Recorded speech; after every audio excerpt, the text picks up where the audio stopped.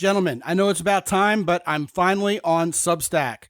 Go to mountaintoppodcast.com/Substack, where you'll find not only every single episode of the Mountaintop Podcast that's currently in release, but also all the legacy blog posts from the old Edumacation blog. In fact, I've called my Substack Edumacation, and I've not only brought all that content over so you can find it in one convenient place, I've already added 5 brand new articles that are going to challenge you. In fact, gentlemen, if you can't handle the truth, you probably want to stay away from this Substack, because this is where I talk about everything that would be just too much to put in an email newsletter. So if you want to get a whole new take on men, women, masculinity, adventure, even the career marketplace, head on over to mountaintoppodcast.com/Substack. By the way, gentlemen, everything I've mentioned so far is free. But if you know anything about Substack, it's all about that $5 a month paid membership that people who are into Substack tend to donate to each other. If and when you decide to be one of them, guess what, gentlemen? The show is going video in about 6 weeks. You'll be one of the first people to get an early sample of what that video podcast is going to look like. The very first episode thereof is there for you behind the curtain at Substack if you sign up for $5 a month. Plus, I'll give you all 27 retired episodes of this very show, which usually goes for $27 in the X and Y Communications store all day. If you sign up for a 1-year membership at $50, I'll also give you your choice of any $97 masterclass for men that I've ever produced. Get you some, gentlemen. It's all at mountaintoppodcast.com/Substack. All the brand new posts are there for you. And I follow everyone who follows me right back, so I'll see you there. And now here comes an excellent must-listen episode that's all important for any man of honor and character. It features retired Navy SEAL and my new friend, Tom LaGrave. Enjoy, gentlemen.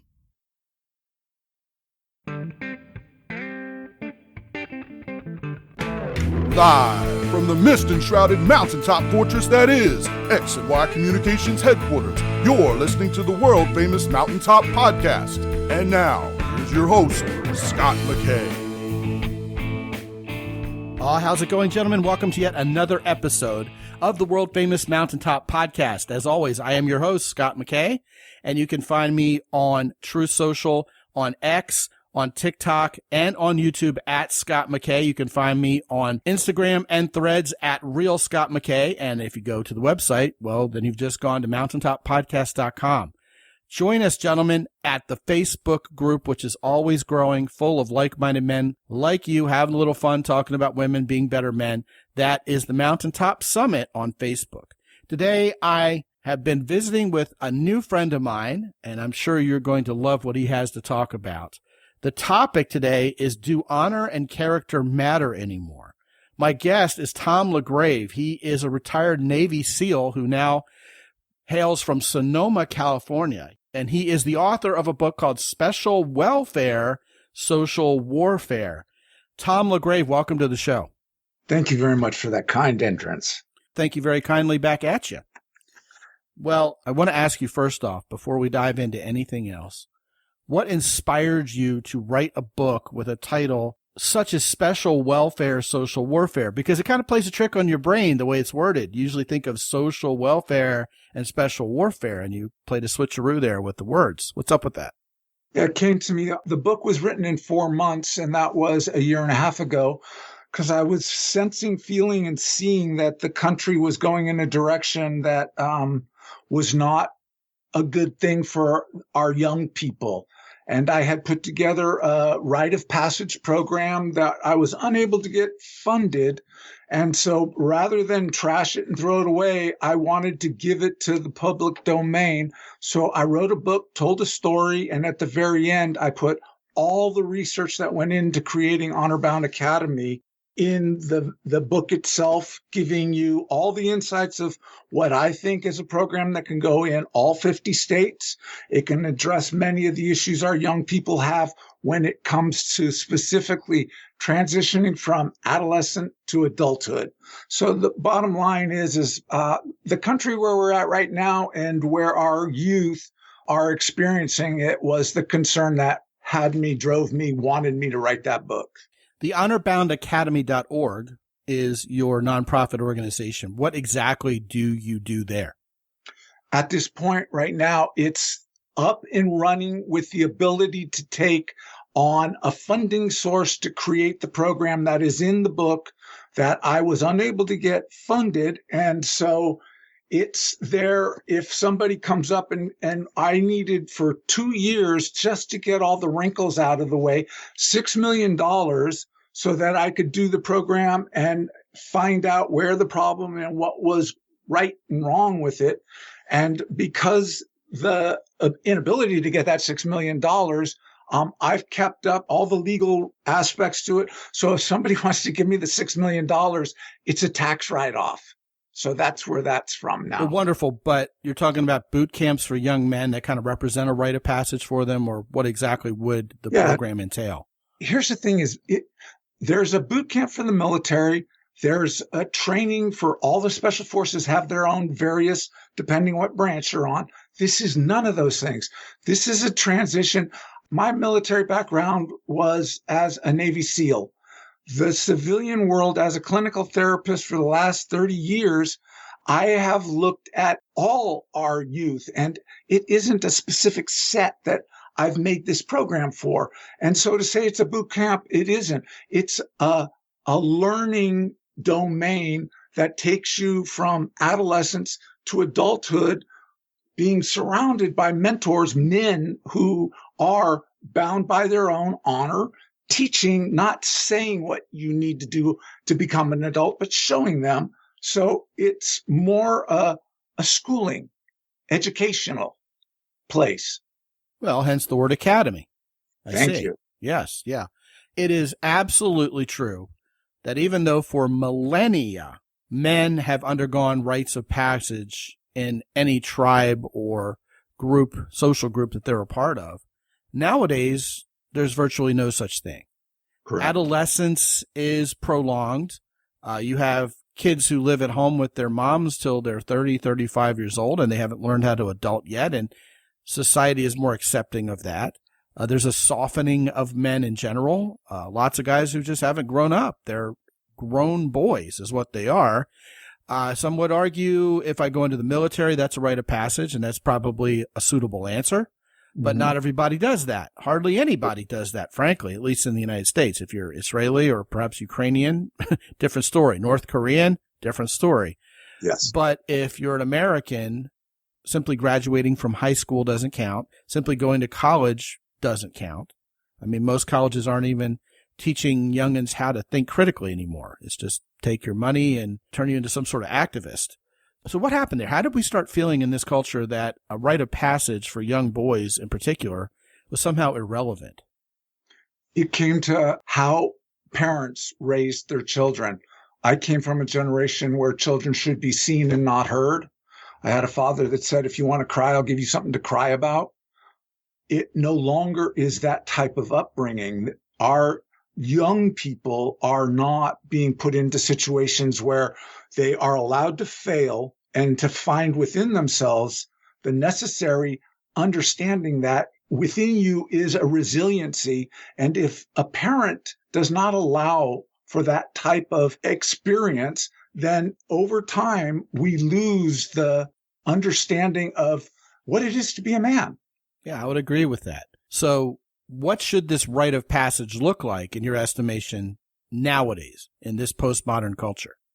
It covers all the domains. So there's going to be an educational piece that it's as simple as this. Can you write a check? Can you open a savings account? Can you do the basic things with the credit card? And then it's also looking at the nature.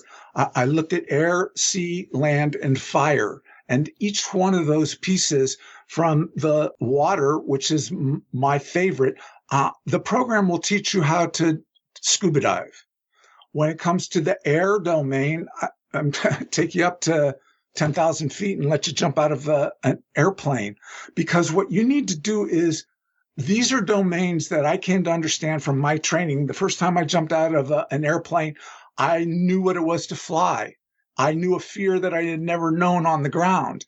The first time I went into a pool and drew air through a regulator, I was in a world that I'm foreign to, and it opened my eyes to see things differently. And in that, it is necessary to bring in the program those types of things where you are looking through a prism of an experience that, unless you want to get parachute qualified or you want to do scuba diving, you're never going to have that knowledge, that insight, and that ability for me to use in a way to help you understand that you are unique, you are special, but you are also accountable for all your actions.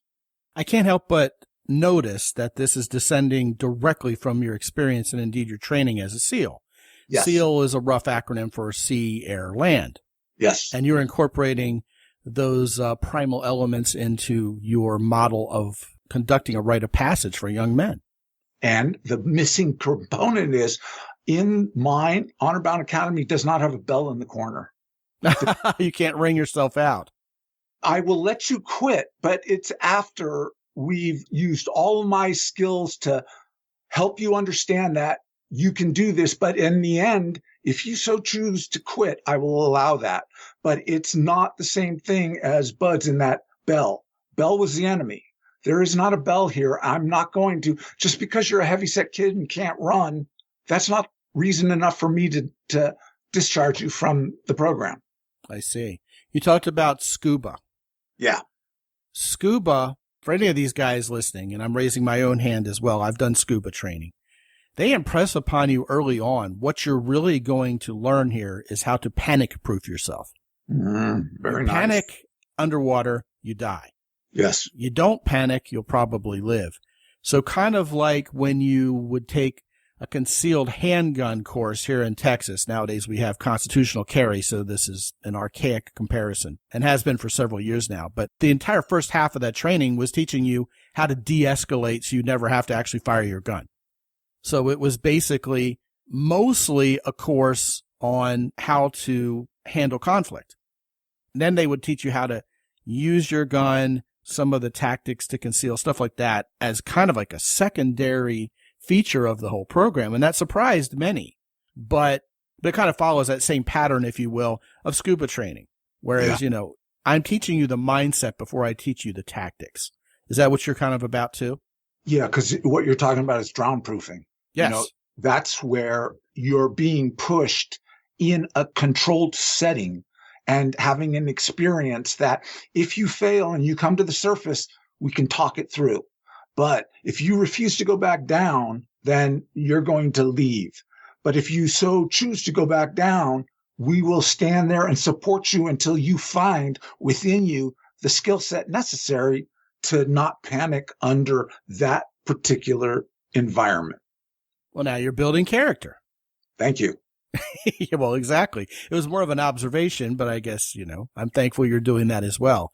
The topic of today's show is, do honor and character matter anymore? It feels like a rhetorical question, Tom, but indeed, a lot of young men, and God help us, maybe some middle-aged guys too, don't really see much importance to honor and character anymore.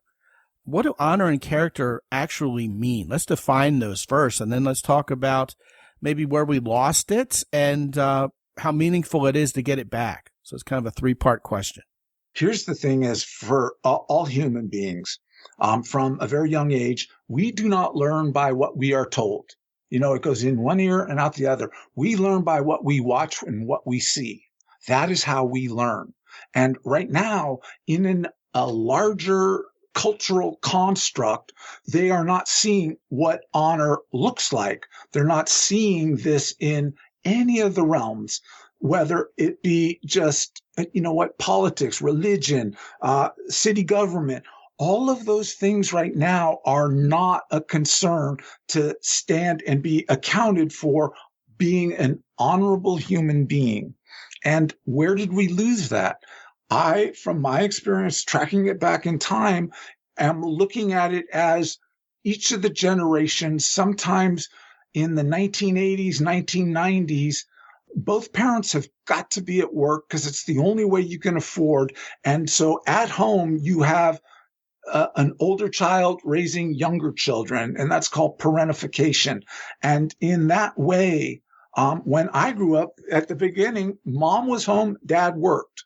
That has changed over time. And since we've lost that in-home for the earliest years to be there and parent, it's become less and less a part of the world in which we all live in. Yeah, that's pretty sad. So it essentially comes down to, for several generations now, none of us have been shown what this looks like or taught that it was important because everybody was, well, for lack of a better way to put it, too busy to. Yeah. Yeah. What about the downfall of organized religion in favor of a more secular humanist society, the way education has changed, the fact that America really hasn't been in a major military altercation to require a lot of people to enter in the military for, at least 20 years. Does any of that have anything to do with this in your estimation? Yeah, just recently I heard the statistic how few Americans will just stay here at home, no longer of a religious orientation. And the reason why, I don't know what that is, but all that I know is that when I was under the most duress and I was with others, or if I was alone, it's in those moments where I'm turning to my higher power and asking for hope or asking for help.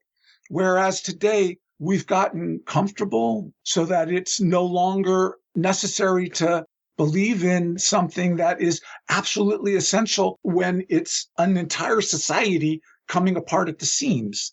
So that's my thought on it. And as I've written in the book, Special Welfare, Social Warfare, if we don't address some of these issues, what we're going to end up with is social warfare.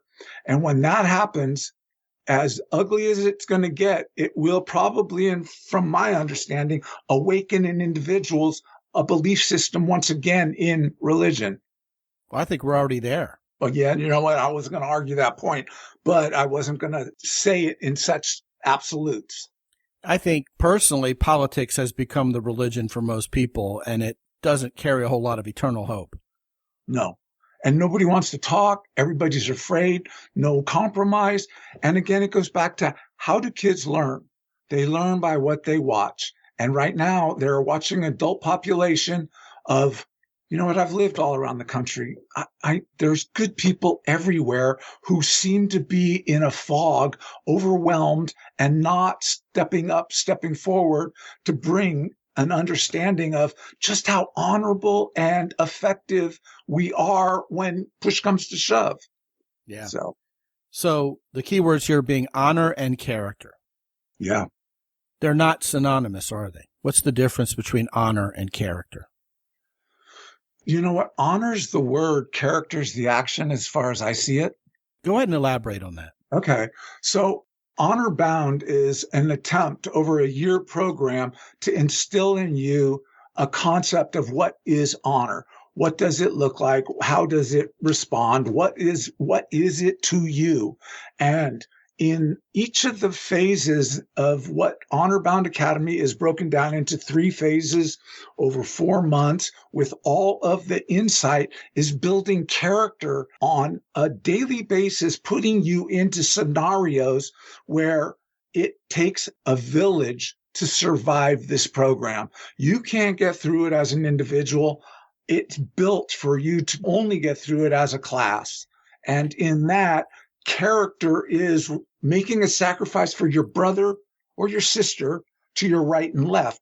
Those are the things that can only be instilled by the actual actions.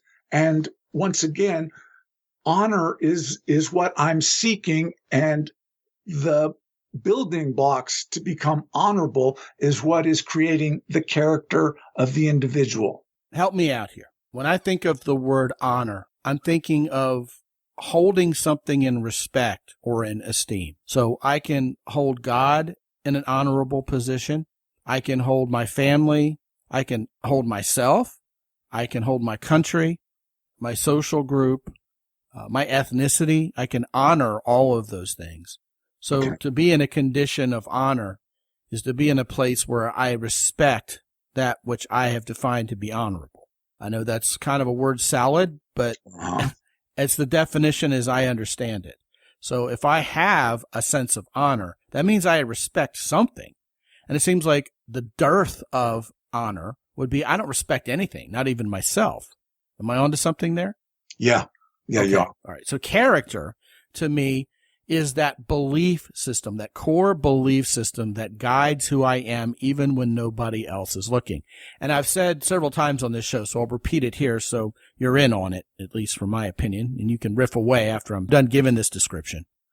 Character can be described as good character, bad character, or no character. In other words, if my belief system is such that I believe in making the world a better place, chances are, at least at a general level, I'm a man of good character. If I derive joy from the pain and suffering of others, which would be evil as defined by the late great Dr. Mark Goldstein, a mentor of mine, well, then you have bad character. You don't believe in good things happening. You believe in fomenting evil things happening. But then there's this gray area of no character, which is like not having any honor, which is probably indicative, I'm going to guess, of not having a rite of passage. You were never shown what honor looks like. Therefore, you never had a chance to build a character at all. So you're blown and tossed by the opinions of whatever individual or social group you want to be close to. And that's subject to change for the case of expediency. So honor is that sense of what is good and worthy of my respect, or bad and worthy of my respect if you have bad character. And character is the belief system you build around that sense. Is that a reasonably close definition to yours? Yes. So the way the honor-bound academy is going to look is you're going to enroll some kids and help them understand what honor looks like, and then they'll be able to build their own sense of character, maybe because of your leadership and mentorship, but they certainly have the right and the privilege and indeed the need to come to that own conclusion for themselves. Otherwise, it's not really going to be character, is it? Right. There's a piece in there that is critical too, and that is expectation.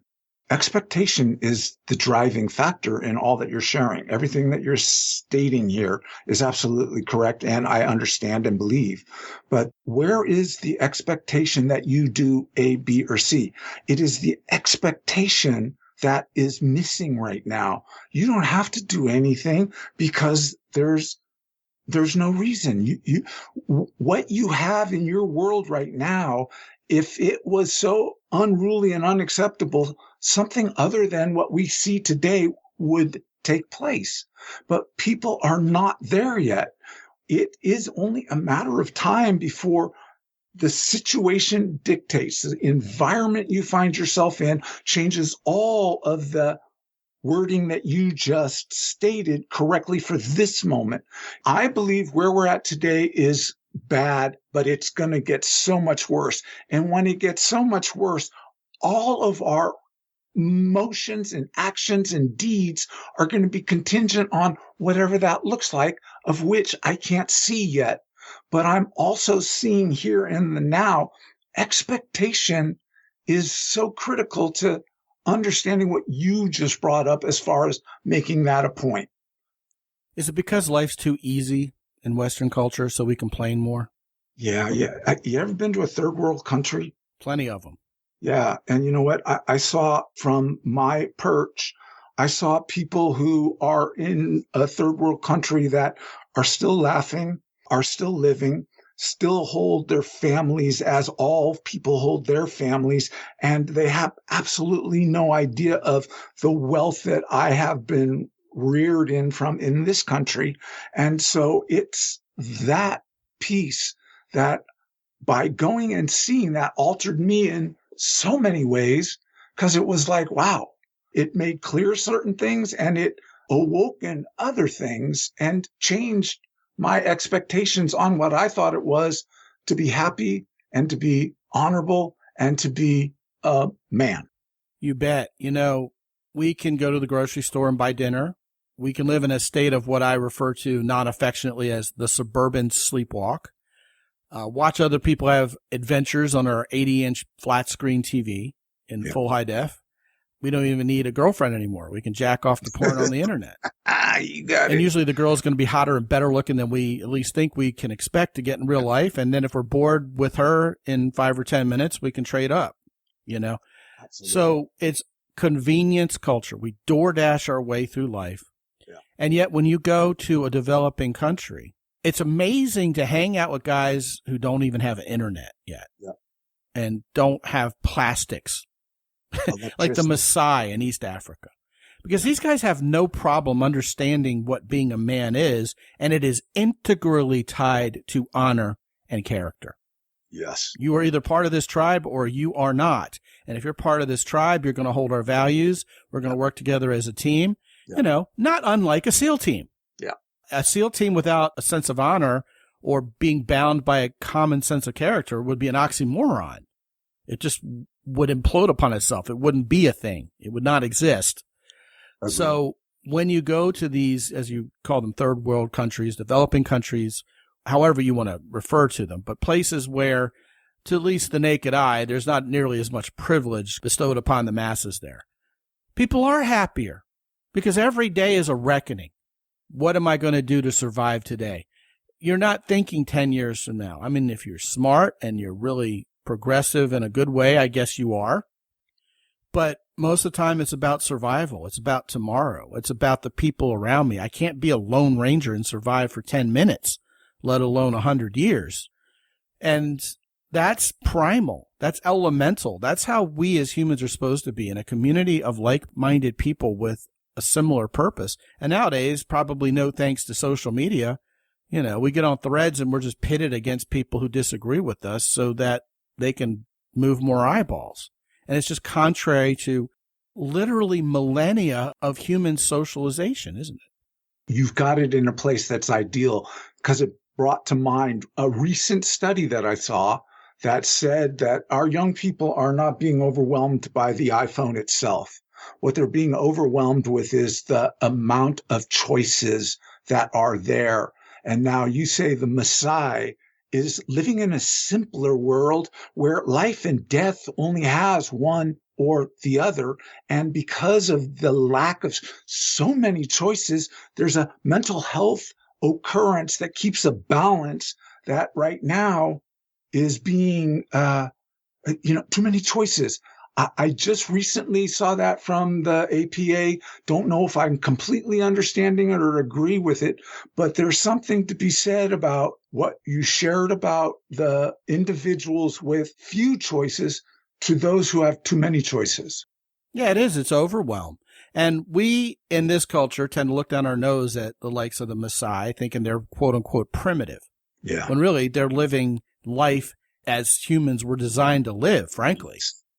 Yeah, nowadays we have so much overwhelm that who's got time for honor or character anymore? Basically, we have headlines to tell us what to believe today, and if it changes tomorrow, if the planks that comprise the platform of our political party change, well, then I suppose we should be compelled to change with them. That's not character. No. And if we're honoring something different than we did yesterday, I don't know if that's the kind of honor, at least, that's going to lead to any kind of character. And it also right now, again, the speed in which time is evolving quicker and quicker, leaving us in even more difficult times because the AI part right now, I don't have time to figure that out yet. It's still overwhelmingly misunderstood for me. And that world, we actually live in it right now. And what role will that play in all of what we come to understand today to be? What is honor? What is it to be a strong male role model? There is going to be a change such a way as to, I have no idea where it's going to go or what it'll look like. Well, it can sound a bit histrionic to say what I'm about to say in the year 2025, but just as we've seen a de-evolution away from a sense of honor and character, I think we're devolving from being humans. I mean, the band Devo must have been prescient 50 years ago when they were talking about, are we not men? We are Devo. Silly song, but serious concept. I mean, if it's all handed over to AI and the singularity comes and the machines are now the master, then it's going to be very real. I mean, as scary as that sounds, but we will have let it happen. You use the word real, and that is prescient. That is how do we tell what is real? I don't know. In an AI world and everything that's media driven, and we live in an internet driven landscape of fantasy. Yeah. Who knows? We won't be able to tell the difference anymore. My son has one of these Oculuses, and he'd live on it 24/7 if we let him. This virtual reality set of goggles he's got. I tried it. It's horrifying. I mean, call me a dinosaur, but I'm like, this is absolutely way too addictive, and it's not real. I can't help but bring this back to how it affects our relationship with women, because that's what we do around here. That's how we roll. As you probably have long since figured out, as a man of your wisdom and stature and experience, if you don't make a woman feel safe and comfortable, you're not going to attract her, and you certainly aren't going to keep her around long. You got to be part of that safety solution instead of the problem. And if we don't know right from wrong, and we don't know what we believe and live our life based upon it, then no woman is ever going to be able to figure us out and feel safe and confident with us, because we won't have done that heavy lifting for our own selves yet. Correct. Yeah, that's really a poignant thought, isn't it? Yeah. Now, and this conversation, this line, for me, the representation comes from Joseph Campbell. Campbell wrote about myth. And the thing with it is that he stated in The Way of the Warrior, that transition that Honor Bound Academy is all about, the transition from adolescent to adulthood, it is stated in there that the boy must be taken from his mother and that boy must be killed to become the man. If that boy is not killed, he will forever be a boy man. And when it comes for his time to find a woman, he cannot possibly be a man when that detach from his mother did not occur. Now, the research is there. I'm not going to try to sell it to you. I'm not going to push it down your throat. But this is the science of what an actual transition from adolescent to adulthood, where the actions are such that the boy dies in meaning, not in actuality, so that he could become the man that he's meant to be, at which point he can find a mate and be to her what she needs him to be and he wants to be. Okay? Now you can shoot me on that one. No, I'm not going to shoot you at all. Famously, perhaps infamously, Campbell was quite the secular humanist. Yeah. And yet he felt like he needed to knit together some fabric of honor and character through a core belief system anyway. So much for having to be a member of an organized church or religion to make that happen. You just have to have some concrete foundation somewhere. Some would argue that can only come from God, but you know what? Wise words from Campbell nonetheless about what it means to be a boy versus being a man. And on that note, with regard to what you brought up, I need both hands to count the number of guys who've hired me to coach them, who are at somewhat of an advanced age and still live at home with their mommies, who are cooking and cleaning for them, doing their laundry. Yeah. And they're wondering why in hell women aren't attracted to them. Yeah. And when you try to explain the concept that Campbell described and that you eloquently described once again for us here, that's what you're talking about. You're talking about a guy who grows up being a son under his mommy's house with his mommy's rules, where women in general are seen as authority figures who tell him what to do. Bingo. And until that break happens, whether it's through buds training or going into the Corps or going away to college and not having your mommy there anymore, whatever it takes, this sense of adulting is inextricably entwined with the idea of becoming a man of the house. Therefore, you are now a provider and protector of women and presumptively of your family someday, rather than being at the whim of a woman who's in charge of you. And unless and until a guy, a grown-up male human being, leaves the nest, he just won't understand that because he won't have adulted yet. And this is happening more and more unapologetically. Men are like, why bother, man? I got the easy button here all day long. I just hit it and I get fed and I get my bed made, and why even have a job? I'm not going to be homeless or anything. Mommy's got a roof over my head and, life is good. And then they wonder why they're not feeling that sense of honor, right? That they should be feeling towards themselves, towards their life, towards their future, towards having any ambition, right? What are they going to do to make this world a better place? because it just has never been cultivated.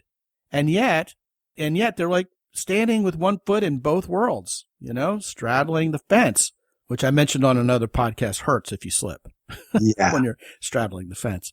They want to have a woman respect them and honor them, but they haven't crossed that little Rubicon yet of becoming a man. And then they're wondering what's going wrong. And you try to describe it to them, and it's like, well, I don't get it.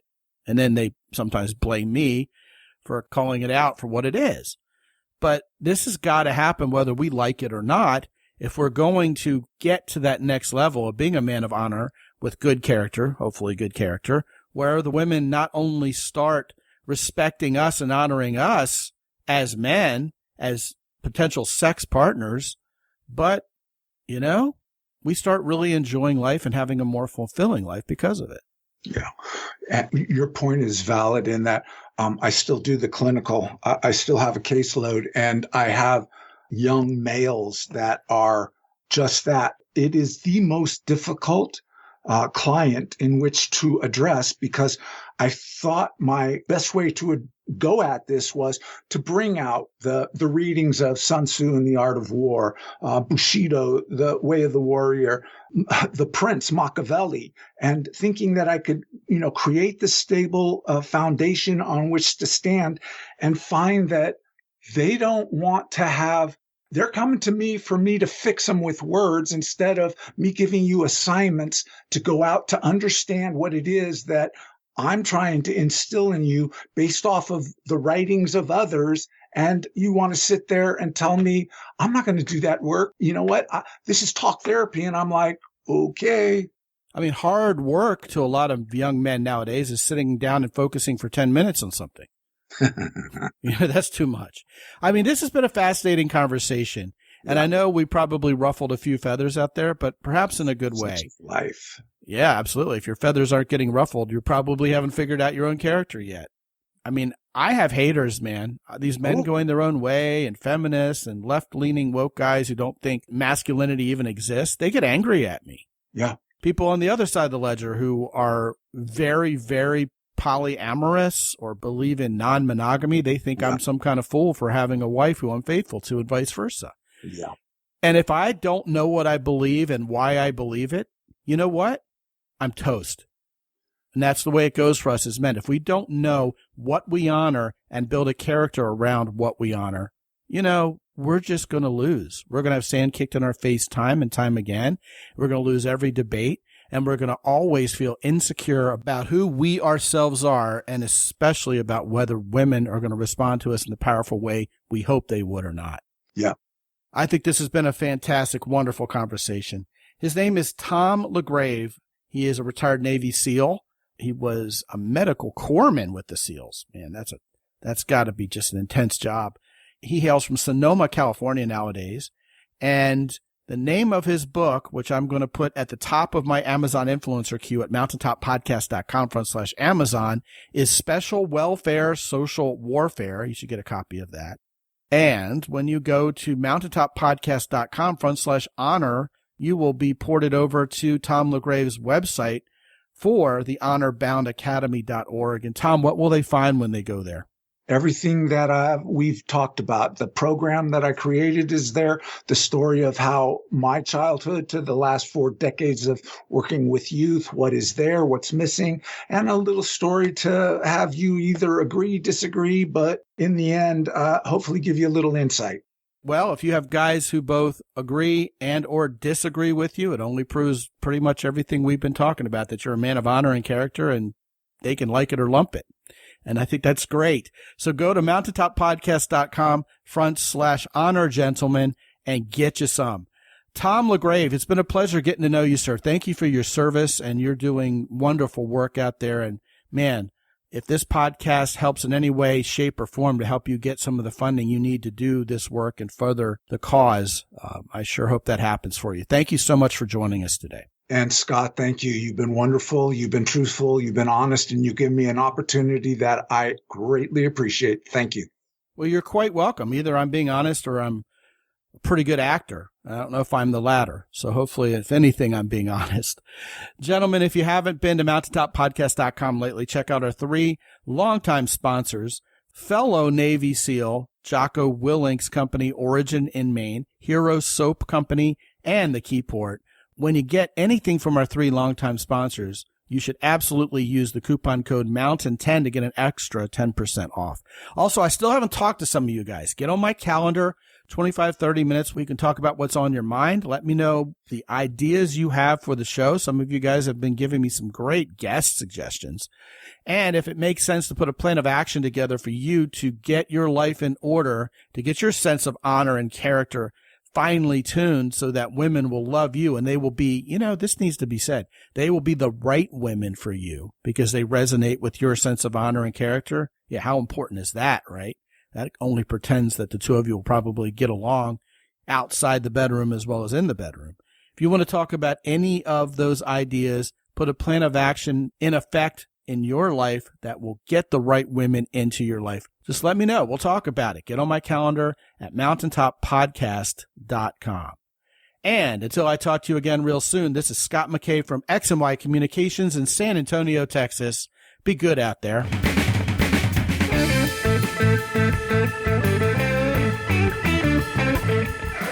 The Mountaintop Podcast is produced by X&Y Communications. All rights reserved worldwide. Be sure to visit www.mountaintoppodcast.com for show notes.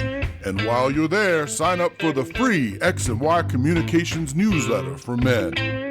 This is Ed Roy Odom speaking for the Mountaintop Podcast.